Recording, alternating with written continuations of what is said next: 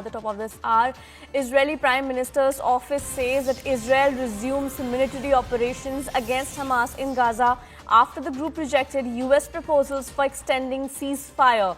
Israeli officials say that Israel had informed the Trump administration in advance about the planned attacks and the objectives of the renewed military operations in Gaza. The ceasefire in Gaza has collapsed. Israeli PM Netanyahu's office announces that the resumption of military operations in Gaza is currently bombing. Israel is currently bombing Gaza, viewers, with multiple airstrikes reported across the entire strip. This is the latest information that we are bringing to you, that the ceasefire in Gaza has collapsed and Israel has resumed its operations against Hamas in Gaza. We have Siddhant on the phone line. Siddhant, very good morning. Please take us through the entire thing that is happening. Israel has opened ceasefire, has violated the ceasefire, and ceasefire has now collapsed and is currently bombing Gaza. Well, that's right, Kaveri. In fact, this is what we are getting to know, that the Israel-Hamas ceasefire has collapsed. Israel resumes military operations against Hamas in Gaza after the group rejected U.S. proposals for extending ceasefire. In fact, this has come from Israeli Prime Minister Benjamin Netanyahu's office. Israeli Air Force has conducted wide-ranging strikes in Gaza, most significant strikes since the ceasefire started on January 17. In fact, there are also reports telling us that Gaza Civil Defense says at least 15 people have been killed in strikes so far. In fact, on Saturday also, there were bombarding done by Israeli forces on Gaza. The first phase of the ceasefire agreement ended 2 weeks ago, but Israel is refusing to implement the scheduled second phase, which is supposed to end with its withdrawal from Gaza. In fact, both sides have refrained from returning to war. Israel has conducted intensifying airstrikes on Saturday also, as I said.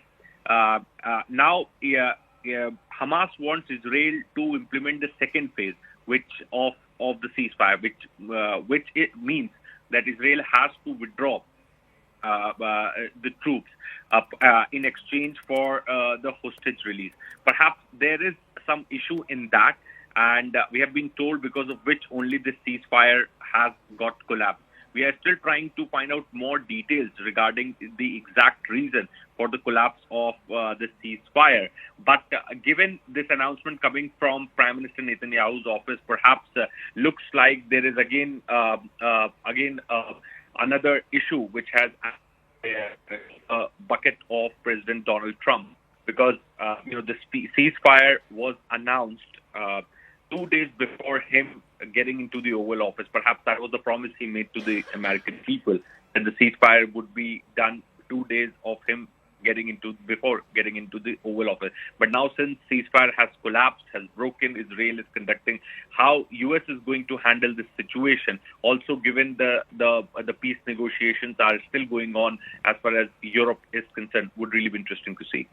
Right, Siddhant, and please stay on with us. I'll read out a tweet coming in from Prime Minister of Israel, Benjamin Netanyahu, and he has said that they have instructed the IDF to take strong action against the Hamas terrorist organization in the Gaza Strip, and this follows Hamas' repeated refusal to release the hostages, as well as its rejection of all the proposals it has received from the U.S. presidential envoy from the mediators. So it's Siddhant, take us through as to what is the next course of action. What are we going to expect next? So, U.S. Said that it presented on Wednesday a proposal to extend the ceasefire for several weeks to allow the negotiation for a permanent truce. The indirect talks, which are being held in Egypt and Qatar, are expected to continue during the week. For 2 weeks, Israel has barred the delivery of food, fuel, and other supplies to Gaza. In fact, there were a lot of criticism of Israel to do so. Hamas, however, has said on Saturday that it would only release hostages if Israel lifted its blockade, withdrew from strategic corridor along Gaza's border, which was the commitment as per the ceasefire with Egypt, and freed more Palestinian prisoners. So that was kind of the demand of the Hamas.